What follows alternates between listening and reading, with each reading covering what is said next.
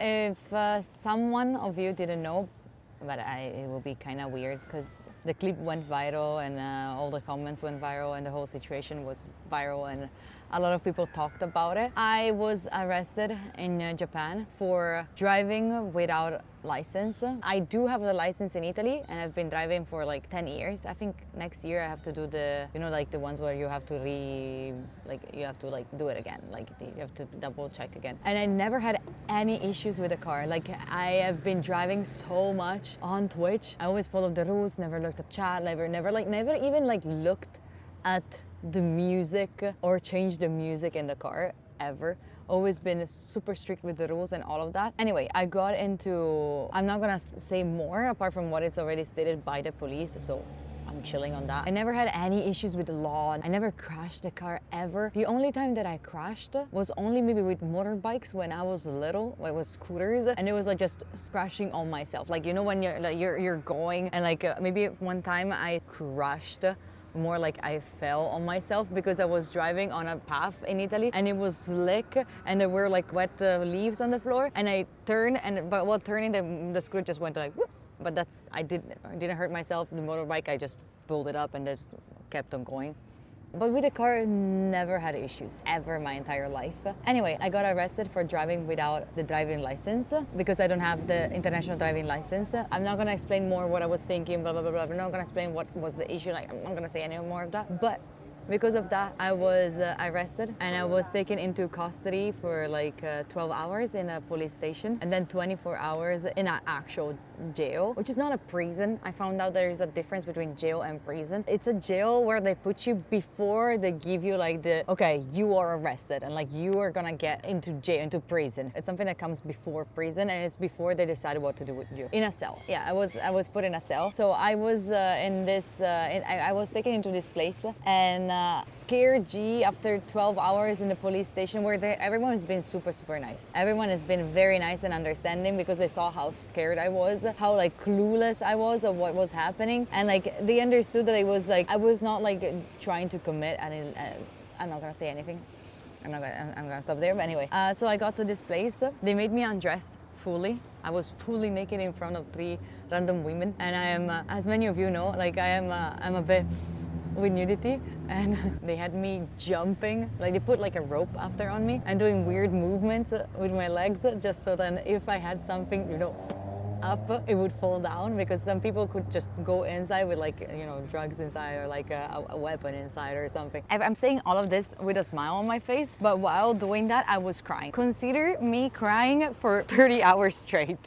Oh yeah, all of this happened in Japan. I don't know if I said it before. Anyway, and then they brought me to my cell, which kind of looked more like a mental institute because everything was white. In my vision, I was expecting the American prisons or jails, because that's what all I've seen in my entire life. You know, that's what I thought. I was expecting like bunk beds. Instead, it was just a room with a Japanese floor, which is made of like wood. And I was scared for like the potty, for the toilet, but thankfully the toilet there is a 1 meter per 1 meter room with a toilet in there, so you can close the door, but there is windows, so they see you all until here while you're peeing or pooping. They just don't see your butt, which was nice, you know, to have like that little of privacy. There was a sink, which I hated it because it was very annoying, because it was like one of those like I remember getting mad at it. I was frustrated and I got mad at the sink, and like I was like trying to but it couldn't work. So like in order to have it work, you had to put your hand right in front of like the hole that gets the water out. So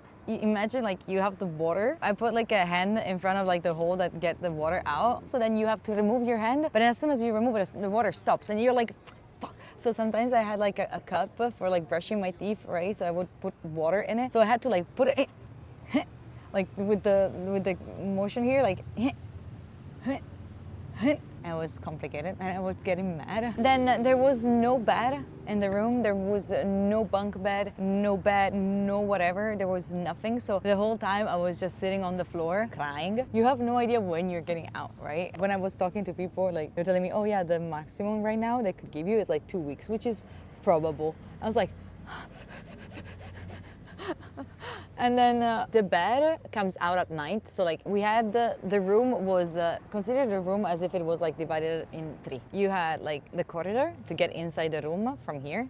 You get in your room, in your cell, and the room is like divided in three. So the first is like the anti-room and the anti-cell, like the entrance to the cell kinda. And then there is a gate, and then there is another gate, and then here there's a corridor. You would walk in here, they would close the door. Here there was like a locker that you couldn't touch. You get in and they were like patting you, checking that you didn't have anything, and then they would open the gate into your actual room. But then they had vision from there, you know. Then there was my cell, and then there was like a corridor that they used to not open the doors on the side, but just to check on the inmates just by walking by. There's like this corridor that connects all the cells, but only they can see people inside. So like they walk and then a wall again. So at night around 8 we would get into the anti-cell in the locker one at a time. We would get the futon and we would put it on the floor and we would just prepare our bed and just go to bed. And that was it for the sleeping. The light is on 24/7. They dim it a little bit at night, but it's not that, it's still very bright. There's like 3 lamps, one in the anti-room, one in your cell, and one in the corridor. The ones in the anti-room and in the cell are like still bright 24/7. 100%. The one in your cell gets like 80%. They were giving us food. They were giving us like bentos with like different things. I noticed that there was not many proteins, but I think that that's my supposition, right? My own thing. First of all, proteins are more expensive. A very cool car. Proteins usually like they give you more power, and I remember reading somewhere that they wouldn't give the inmates proteins because they would get more power. I don't know. Visitors were allowed, but only they would have to have a reason to be there, a proof, and all of that. The only person that I could talk to, because there was no one else there, I had only the lawyer coming in or the embassy, because I was in contact also with the embassy because I needed someone, like I didn't know what to do. And then they would give us food at specific hours. There were some ridiculous things. And there was one thing that actually I thought like, where am I? And I cannot make this up. The schedule was wake up at 7, I think. Like they would wake you up at 7 and you have to fold your bed and put it away, right? And then breakfast at 8. No, wake up at 8, breakfast at 9. And then you had shower time twice a week only, even if you're on your period. Then you had 20 minutes of exercise time alone. In all of this, you couldn't talk with anyone. Like the only people you were allowed to talk to, the guards, okay? They were the only people you could talk to, not to your inmate, like the cellmate, sorry. You had 20 minutes of like workout, exercise in like a room that was a room, but it didn't have the ceiling. So like you could see a little bit of outside. Like that was the only moment where you could see the sky. Because in any other moment, you couldn't see the sky ever. You couldn't see the outside. Like you could see a little bit from far away. There's a little thing. So I could see from there if it was night or day, but a little bit. Otherwise, there was like a clock. That was the only way to say the time. There was no window. Like there was a window, but it was grated and it was far away and it was covered. You couldn't see outside at all. Then there was like lunchtime, and then there was dinner time, and then it was bedtime. There was not much to do, of course. The only thing you could do was asking for books. You could have bought maybe a notebook. You could have bought some things from like a store that they have there, but it's available only on Sunday, so I didn't get to buy anything, which I didn't really need. My cellmate, I don't know anything about them. The only thing that I know is like they were like constantly like, brushing their hair, and I was like picking their hair and just putting them away, and they were also doing that. That's it. I would put a high review on this prison, by the way. People working there were really nice. Oh yeah, I was always wearing handcuffs. If I was not in my cell, I was always wearing handcuffs, and I was wearing like a rope attached to my body. So like when I was walking around, I was with handcuffs and like handcuffs to my body, and there was like someone that was holding me as on a leash. And that was my very first time wearing handcuffs. Never wear them, not even for kinky stuff. So it was kind of scary. I had the shower experience. They take you to the shower, which is a shower room. It's 2 people at the time. So again, I was naked in front of other people, and I was like, not only like to the other person taking a shower, but there was also 2 people like watching from the windows.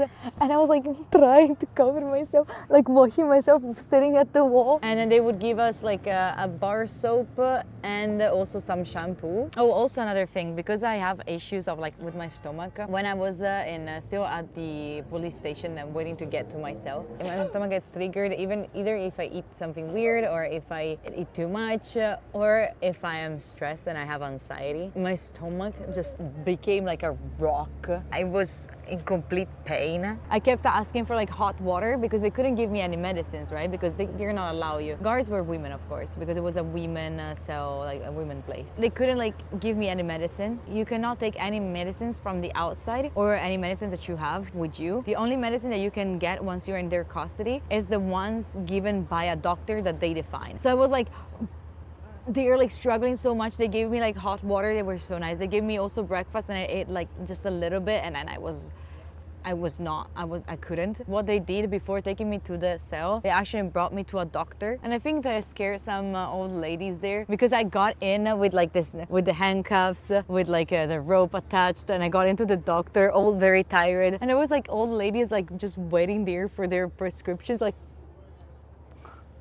and then they gave me like medicines for my stomach, so I couldn't take until I got to the cell. So like I got to the cell by 2 and they were saying like, oh no, your doctor said that you can take them only in the morning. I was like, fuck. I just tried to relax and I just went for like whole to breathing through my stomach to just release some kind of anxiety. But yeah, that's it. I think I told you everything about the whole experience. Yeah, not everyone spoke English, and definitely the ones that spoke English didn't speak good English to communicate, but it was more to be understood. I was in the cell for 24 hours. I did get mug shots, the one with the numbers and all of that. How did I manage the boredom? I was mostly crying and panicking. I asked for books because you can ask for books and the books were terrible. There was those kind of like rom-coms books, you know, and I was like, that's what they had in English. I'm glad that they had something in English. And I couldn't choose the books. It was just like they would bring you one book and then if you didn't like it, you could change it and you could change the book twice in a day. No, they don't share the mug shots. They don't share them. And they took the mug shot only when I came back, when I was like released. I don't want to talk more about like the whole situation, what happened, why it happened and all of that because I'm a newbie to these things and I don't know how much I can share. I have no idea. I think that only this I can share because it's an experience and I'm sharing like the place. I'm not saying anything that is controversial. That's it. That's my story of my jail time in Japan.